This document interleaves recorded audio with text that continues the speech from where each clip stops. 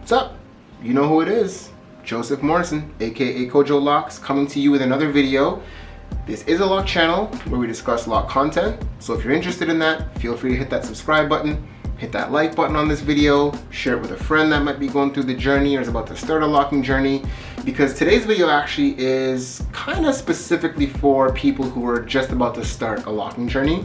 You probably read a couple things or looked into a couple things, or maybe you just said, you know what, I'm gonna get my locks and I'm gonna get them. You're not really thinking about what you need or what you're gonna do or what you have to do or what it even really entails.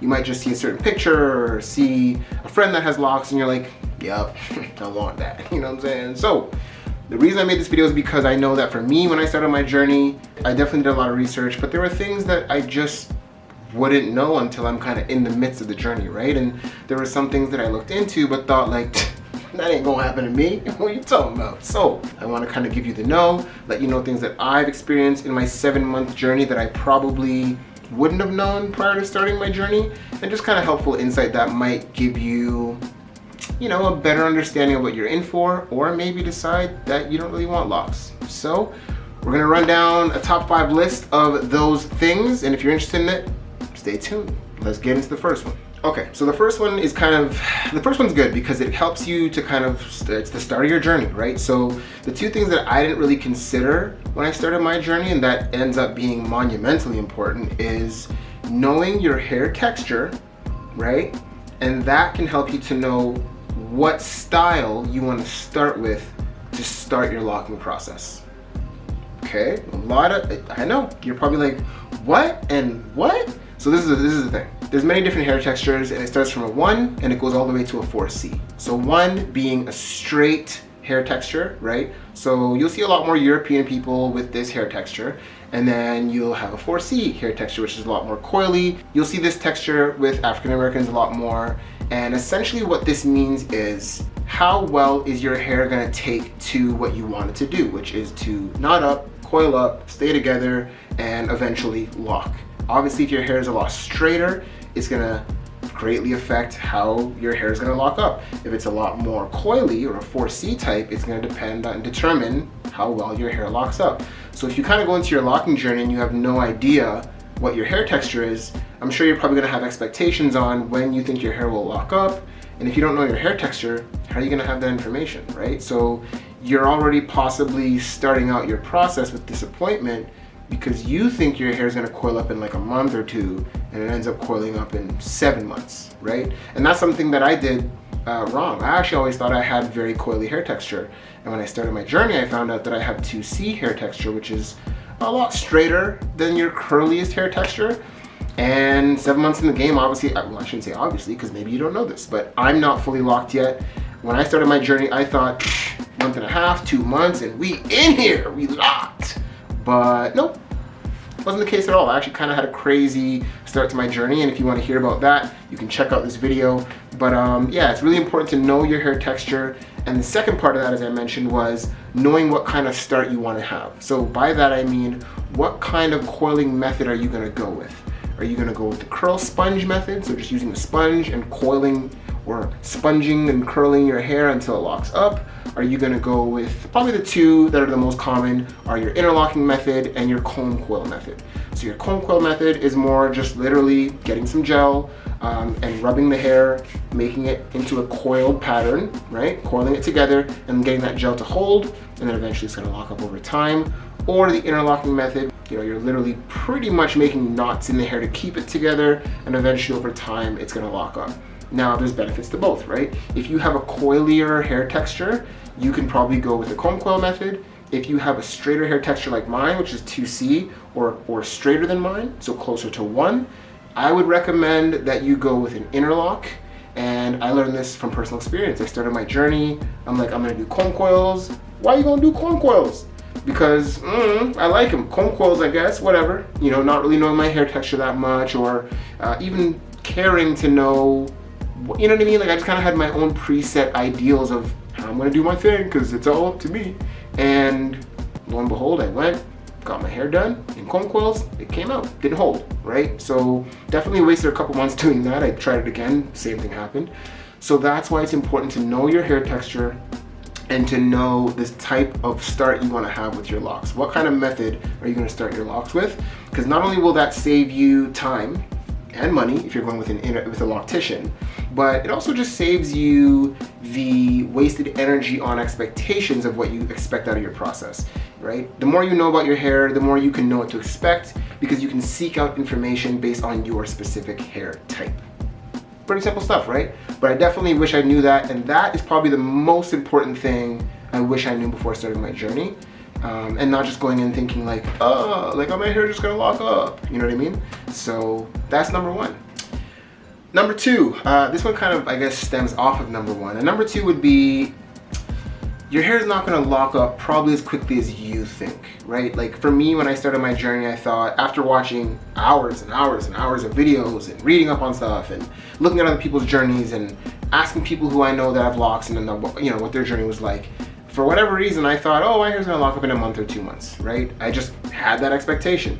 And the downside of that is once that month, 2 months came and my hair wasn't locking, you know, you start to feel disappointment. You start to just feel like, am I doing it right? You start to wonder, should I even do this? Like, do I even want to do this? You know what I mean? So I would just say, and this is the one thing that I would say I've researched on that I would agree with now, 7 months in the game, is give your hair a full year of zero expectations, then make a decision after that year's done. And the reason why I think that's good advice is because for me, my hair started locking up after 4 months, right? 4 or so months is when I started seeing buds.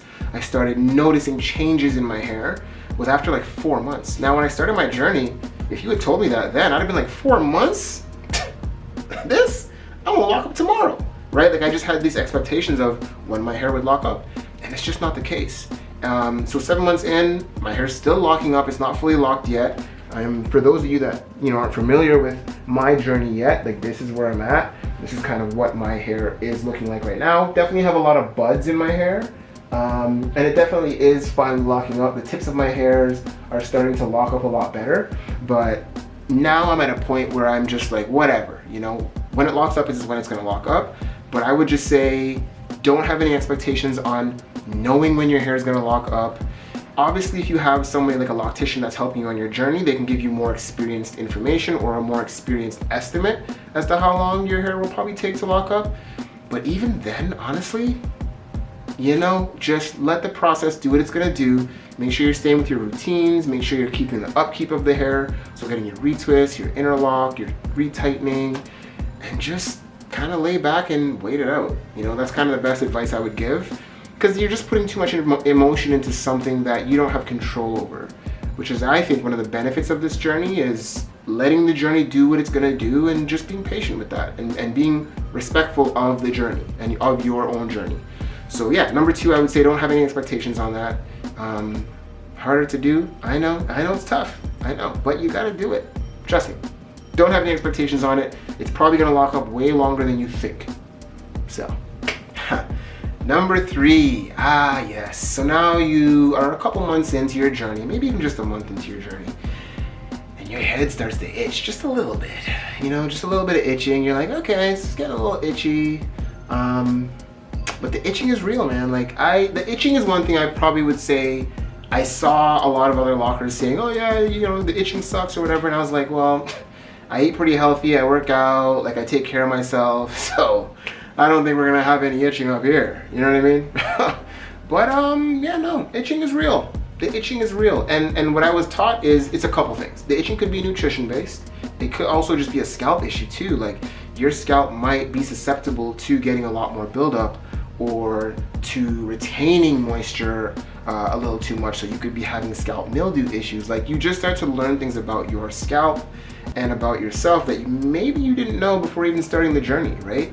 Someone also actually told me that a part of the itching is just your hair and your scalp getting used to this new thing that you're embarking on, and it's just not used to it, so it's just a part of the process. I would say now 7 months in, it's not as itchy as it was, but I still have spurts where it does get itchy. And if you ask any locker who's been locked for a year, 2, 3, 4 years, they still deal with itching. It's just a part of it. Now, obviously, their hair is locked up so they can probably itch or scratch a little bit more freely than we can. And you know, a lot of people would tell you, don't scratch your scalp, never scratch your scalp. And yes, you want to try not to, but honestly, you're gonna scratch. You're gonna take something about the nail, like you just gotta get, it just feels good. And then when you scratch a spot, it kind of spreads. It's weird. It's weird. But yeah, man, the itching is a part of the process. It's something that you have to deal with. But on the other hand, there are oils that can help to mitigate the itching or the scratching, or the need to scratch, I should say. Things like tea tree oil, things like peppermint. You can put them into your oil mixture and use that on a routine basis. So that does help to mitigate the itching, but it is a part of the process. And I know for me, when I started my journey, I just never thought about the possibility of my head being super itchy all the time, you know? So something to think about. I mean, if you're not good with that, or if you don't think you'll be able to maintain your process while dealing with this itching, maybe it's not the journey for you. So, number 4, I will say that, and you know what, this one's a soft one. I think most people who have looked into getting locks have looked this stuff up, but just your hair protective measures that you're gonna have to be taking now. A lot of people might not be used to wearing a do-rag or a bonnet on a very consistent basis. If you're someone who's never worn that stuff on your head, it's gonna be very brand new to you. Obviously, if you're starting your journey, or if you're embarked on your journey already, you know you're probably gonna be wearing protective measures when you go to sleep, whether it be a do-rag or a bonnet. If you're just walking around the house, you got your do-rag on or your bonnet on. And ideally you wanna do that every day, right? So if you're not used to having things on your head or having a lot of things on you when you're sleeping, I personally, I can't do those sleep masks. I can't have I don't like having a lot of things on me. And if you're anything like me, the do-rag might be a little bit of an adjustment for you, right? And wearing a bonnet and things like that. So, you know, just getting used to those new things are maybe something you didn't really think about when you thought about the journey. You might have just thought about the journey of your hair locking up, but not the things that you need to do to support that, if that makes sense. And even the pillowcase thing, that's something that I saw once I was maybe 3 months into my journey. I was like, oh shoot, people are getting pillowcases too? You get your silk pillowcase, and then when you get it, you're like, wow, this makes sense. But you just don't think about that stuff when you're starting your journey or before you start your journey. So, you know, start getting accustomed to the idea of wearing a do-rag to bed or a bonnet to bed, or even if you're just hanging out at home, which a lot of us are doing now still, because we're still in lockdown, COVID. I don't know about y'all, but here in Toronto, we locked up. They won't let us out. But that being said, we're home a lot more, so definitely I'm wearing my do-rag or my bonnet around the house a lot more. And if you're not used to that, get used to it, all right? The last thing I'll say is the ugly stage. Now, for those that don't know what the ugly stage is, because some people don't like calling it the ugly stage, but what the ugly stage is pretty much the time between getting your initial lock started and before they are mature. So pretty much that first year, typically the first 3, 4, 5 months is that ugly stage where you're kind of having to leave your hair to lock up on its own, so it just kind of looks frizzy and it's not locked yet, so it just doesn't look like locks yet. It just looks like a messy, weird, ratty afro kind of thing, sort of. So anyway, the ugly stage. I know a lot of you who might have looked into this or looked into getting locks before starting your journey. You've probably heard about the ugly stage, or you've seen the ugly stage. And I'll say this, everyone's ugly stage is a little different, depending on your hair texture, depending on how you started your locks, depending on a lot of different factors. So you might have saw someone's ugly stage and thought, you know what, that's not that bad, I could do that. And then you see your ugly stage and you're like, well, it's not like that person, so oh, I'm cutting them, right? It's just, you have to understand that your ugly stage is gonna be different from everyone else's for the most part. And even for those who haven't thought about or really put the ugly stage into the context of what their life is. If you're somebody who's going into an office all the time, is that okay for you? Are you comfortable doing that? For those that have a significant other, that might kind of be like, I don't really like that. Is that cool with you? Is that a conversation y'all need to have before you really do this? You gotta think about how the ugly stage is gonna fit in your life, and it lets you know how dedicated you're gonna be to this process. And I know a lot of people out there are probably saying, well, you know, it shouldn't be determined by other people. And it's well, okay, that's cute to say. But realistically, we have people in our lives, whether it be work, coworkers, loved ones, that matter, right? It's just the way it is. That's the reality of it. And if you are somebody who does care what they think, or it does matter to your job, I'm not saying that's right or wrong, but because it would be definitely wrong if you get fired because of your hair. But if that's the reality for you out there, well, maybe that's something you got to think about, right? So just really not only understanding that there is an ugly stage, but understanding and thinking about, okay, how is this going to work for me? Can I, like, are you going to walk around with hats all the time? Like, what are you going to do about it, pretty much, is the question I'm presenting to you right now, right? So just something to think about. And really, I just wanted to make this a quick video. I just wanted to kind of give you a little bit of insight into things that I know I would have liked to kind of taken a second to think about before starting my journey. If you're a locker out there and there's something that maybe you think you can add to the conversation here, please leave it in the comments below. If you have any questions for me about anything I discussed today, or about any other questions just about starting your journey, feel free to hit me up. I actually really like when people hit me up. It feels kind of cool, you know, to kind of connect and communicate with you guys on a more personal level.